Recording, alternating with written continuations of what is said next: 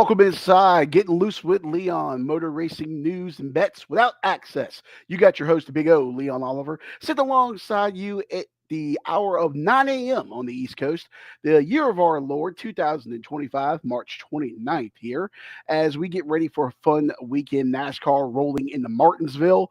We know there'll be some beating and some banging there, some tippers flaring, always is on the paperclip. We'll get into that in just a little bit, and also some F1 news, a little silly season going on in the middle of the season for F1 as Yuki Tsunoda now steps up to Red Bull with Liam Lawson being demoted to Visa, Cash App, Red Bull, insert name here, whatever they want to call it. We'll talk about that in just a little bit. Hey, in the meantime, make sure to like, subscribe, be a friend, tell a friend, help us grow this channel as we try to get out there, do a little bit more content, and get a little bit more news out there. Hey, we've hit the last 4 out of 5 weeks on bets. So if anything, that's a reason to follow along and joining here. Help me make you some money right here on this channel, getting loose with Leon. So, all right, without further ado, let's go ahead and dive into it. The big news of the week, of course, after two very disappointing stints as Max Verstappen's teammate, Liam Lawson demoted back to Visa Cash at Red Bull. Yuki Tsunoda taking over there as F1 rolls into Japan next week for the Japanese Grand Prix. And by the way, if you're Yuki, you got to be stoked. It's your home race. You're the only Japanese driver in the field in F1. It's your home race. And now you're Max Verstappen's teammate. Now you have the other seat, that coveted second seat at Red Bull. This is your opportunity. This is your chance. And you're doing it in your home race with a whole nation behind you. I imagine that's a world of pressure, but I also imagine that's a world of opportunity. And this is the kind of thing where, hey, big time people step up and seize those opportunities there. Look, Liam Lawson was put into a tough spot. Sergio Perez obviously wasn't pulling his weight, I guess you could say, at Red Bull. They didn't win the Constructors' Championship last year, but you make the move to Liam Lawson. Some felt it was a little rush. Some felt Yuki wasn't ready. There were questions about his preparation. There were questions about his fitness, about his attitude, all these things. You go with Liam Lawson. There's a lot of young promise in him, and he just wasn't ready. Not for that car, not for that opportunity. And we're going to find out now. Is this Red Bull car a tractor? Is Max Verstappen the only one that can pull something out of it? Is there a bigger issue at hand, or was it just a driver? We'll see when Yuki gets into it. Obviously, this car is set up for Max, so we'll see what happens here. Max Verstappen, speaking to the Telegraph there, he was upset. I know Helmet talked about this. Some other people have talked about this. Max wasn't happy. They need to have two cars up front. They're contending for the Constructors' Championship here, and they want to use Yuki's experience from this point forward. Max actually clicked like on a Instagram post kind of criticizing Red Bull, kind of being snapped with this move here, only a couple races into the season. But, hey, I mean, it's business. It's not personal. You're already falling behind to McLaren in the standings. You lose the Constructors' Championship to McLaren last year. You want to rip the Band-Aid off and get back into this thing. And obviously Liam Lawson was showing he just wasn't the guy early on. And I don't know, you can call me crass, but sometimes it's good to know early on if things don't work to go ahead and rip the Band-Aid off. And it may be early, but sometimes you can tell something's just not working. It's like a bad relationship. Rather than stick this thing out 3-4 years. If it's not working, a couple of weeks in, go ahead and pull the Band-Aid and rip it. It's better for both parties. And maybe, Liam can go back down to Visa Cash App Red Bull, a car that, hey, he beat the hell out of Daniel Ricciardo, last year after he took over for Daniel. You saw what he did. He did much better in that car, a car that suits him a little bit better. Maybe, now being, I guess, maybe the number one guy there now. He can kind of hone himself a little bit and prepare himself for the next opportunity. Maybe it was too much, too fast for him at this current time. But that's the big news in the F1. We'll get into that more next week as we get ready for the Japanese Grand Prix. But obviously, we got a NASCAR race to talk about as they roll into Martinsville, Virginia. Paperclip Sunday, 3 o'clock on FS1, the Cookout 400. Oh, Cookout, I love you so much. If you want to sponsor this show, please reach out and do that. Cookout or anyone, but yeah, if you can give me a big double burger, yeah, that would be great. Just lettuce, tomatoes, mayonnaise, onions. That's fantastic. Cookout and one of those milkshakes on the side there. Cookout's always great. But yeah, Cookout 400 there at Martinsville. Let's go ahead and take a look at the favorites this week and get into it. All right. Ryan Blaney, overall favorite right now. He's plus 450. You can get him right now on FanDuel. He originally opened the week. I want to say it was plus 500. Got bet down a little bit right now to plus 450. You can get him on FanDuel. Ryan Blaney is coming off a rough stretch right now. I mean, obviously, three straight DNFs. We've had some things happen. Engines blow up. You typically don't expect that from Penske, but hey, shit happens. Engines blow up. He's got involved in some wrecks and stuff. You know he's going to be pressing to have a good showing here after three straight DNFs. He is tempting the standing still. Not where they want to be over these last few weeks, but this is a track that they've run really well at. In fact, in the next gen era, his average finish at Martinsville is 3.5 in this next gen car at Martinsville. And then you go back and look, a lot of this dominance that he's had has been in the fall. Two fall race wins in the next gen era. He's picked up 44 stage points, led 177 laps here in the next gen era.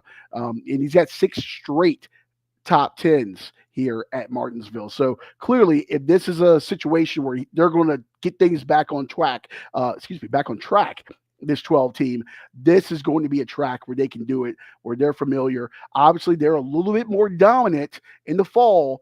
We've seen Hendrick in this next gen era absolutely eviscerate the spring races, including that 1-2-3 last year. But if Ryan Blaney is going to get things back on track, I know I've been pumping him so far this year. Obviously, three straight DNFs, not where they want to be, but if they're going to turn things around, this is going to be the kind of track to do it.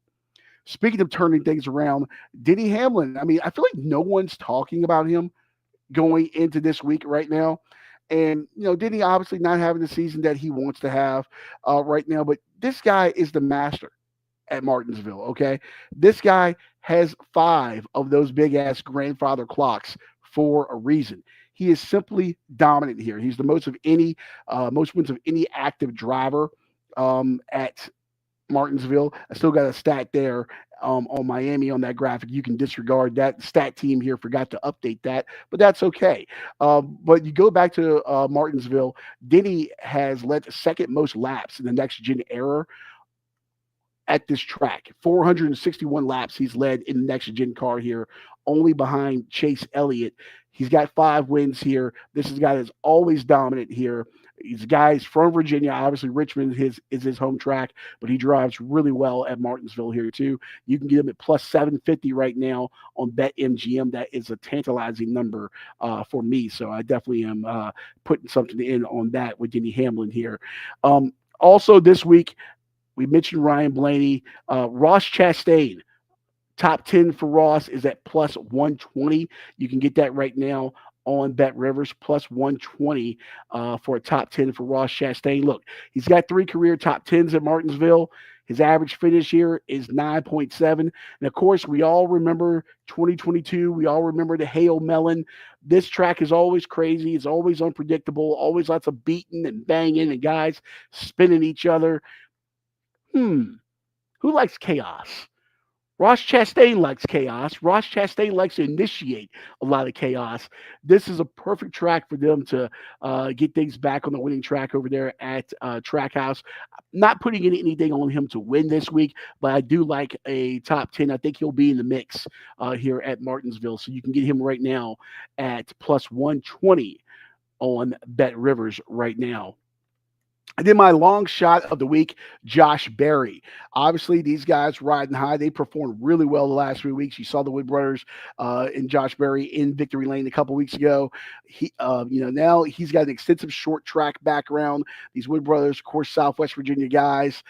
Josh Berry, he won his first ever Xfinity Series start at Martinsville back in April of 21. This is a track he has raced well at, in different equipment over the years. It seems like with Wood brothers right now, they have a really good thing going with him. That team is racing really well, and they're kind of a quasi Penske team, sharing some technology and everything with them.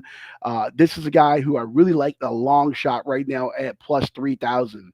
Josh Berry at plus 3,000 is really interesting to me at a long shot right now. Another guy who I did not put on the graphic this week, but I do like going into this week is Joey Logano. If you are interested in tossing something out on Joey Logano, you can get him right now at plus 1,100 on BetMGM, plus 1,100 on BetMGM right now for Joey Logano. They're 11th in the standings right now, and they have led 247 laps this year, most laps of anyone. Most laps of anyone by far. Actually, I think it's about 100 lap difference over Ryan Blaney right now, and I believe Austin Cindric is like at like 159 or something like that. But they've led 247 laps this year. They have no top fives and no top tens, and one DNF. You never quite know what this 22 team is doing, where they're going, Joey, week to week. But that car has been fast, just like Ryan Blaney. Those Fords have been fast all year long. These just things have happened. They haven't finished the way they want to, but I think he's always dangerous at a place like this. And another guy as well, Chase Elliott.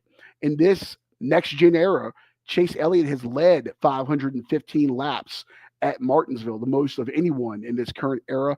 He is plus 800.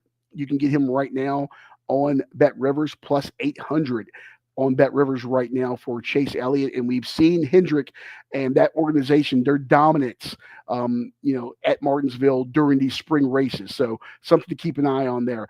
Two guys that I don't necessarily have on my card this week, but hey, if you're going to put something down on it, you can do a lot worse than sprinkling a little bit on those two. So just to recap for me this week, I like Josh Berry as my long shot, plus 3,000 right now on BetMGM.